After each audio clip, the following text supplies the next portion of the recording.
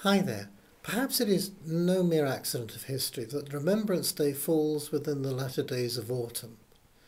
Initially developed to remember Armistice Day in 1918, the 11th hour of the 11th day of the 11th month is frequently accompanied by grey skies and a growing bleakness as nature begins an accelerated slide towards winter.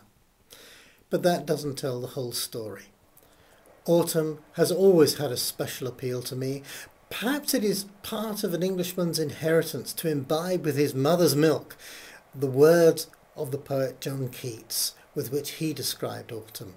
Season of mists and mellow fruitfulness, close bosom friend of the maturing sun.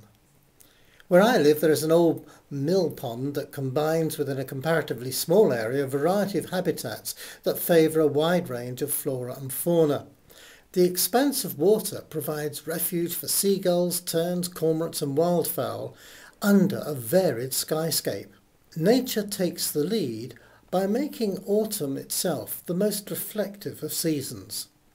On the 11th of November, I find it easy to reflect on and give thanks to God for those who gave their lives and still do to keep alive the ideals of democracy, freedom of religion, freedom of speech, the rule of law, and the fact that each person is of value and significance. In the seed heads of melancholy late autumn, there lies the hope of spring awakening the woods and reed beds from the bitter sleep of winter. So it is that one who dies so that others may live becomes a hope of something better in future days.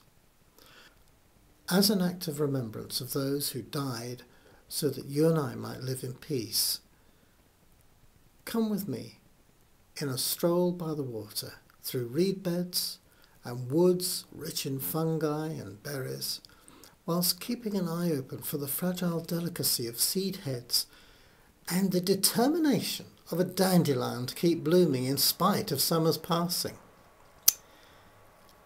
On a day when the ground is firm beneath our feet, the sky changeable but fair, and the sun shining in its autumn maturity, sending a finger of light across the water, which reminds us that as evening begins to draw in, that the light always overcomes the darkness.